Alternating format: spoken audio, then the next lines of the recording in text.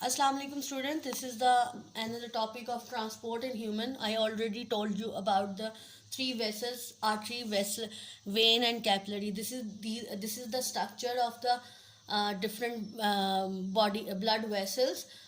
Artery is a non-elastic fiber. It has a thick wall structure. ये thick wall structure होता है to cope up the high pressure. Thick का मतलब मोटी इसकी वॉल्स होती हैं ताकि जो ब्लड का जो प्रेशर है वो हाई आता है. देखें जैसे आर्टरी का क्या रोल प्ले करता है कि जो हार्ट ब्लड पंप करता है, अगर उसकी आर्टरी वॉल्स थिक नहीं होगी तो जो जोर का प्रेशर आता है तो वो उसको बर्दाश्त नहीं कर पाएगा. तो artery divided into small tubes called capillaries. जो ठीक है, आर्टरीज फर्दर जो डिवाइड होती हैं उनको आर्टियोल्स के भी कहा जाता है और कैपिलरीज भी कहते हैं. वो स्मॉल ट्यूब्स में ये these are the small tubes. ठीक है, this is the artery and these are divided into a small tubes and this is the hair, this is the thick walls, right. This is the, ये देखिए ये joint जो है, this is the capillary, one cell thick, ये इतनी thick होती है.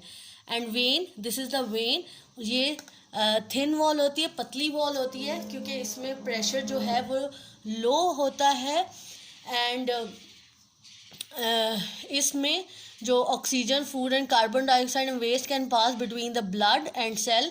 Capillaries join to form a when.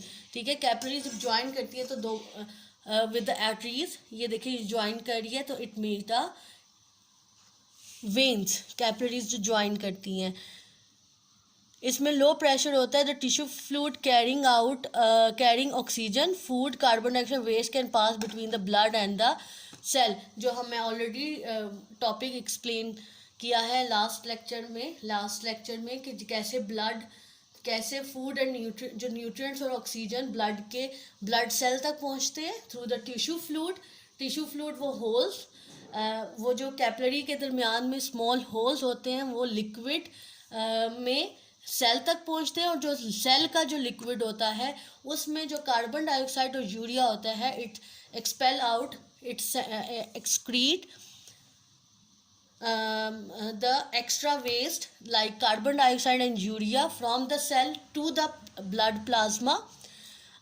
So in this way, this is the ये कैपिलरीज का फंक्शन है जो मैं पहले भी आपको एक्सप्लेन कर चुकी हूँ. Now the third thing is vein. Vein carry blood back to the heart. Vein का मकसद है जो ब्लड बॉडी से आता है, जो लंग से आता है. बॉडी से जो ब्लड आता है वो डीऑक्सीजनेटेड है, जो लंग से आता है वो ऑक्सीजनेटेड है. राइट साइड में जो ब्लड आता है वो डीऑक्सीजनेटेड है. जो लेफ्ट साइड से में वेन है, लेफ्ट साइड की जो वेन है, जो राइट साइड की वेन है सुपीरियर वेना कैवा, उससे डीऑक्सीजनेटेड ब्लड आता है जो बॉडी पार्ट से. They are wider than arteries and have thinner wall. ठीक है, इनकी जो थिनर वॉल है, ये तो कैपिलरीज के बारे में था. This is a thinner wall, non elastic fibre.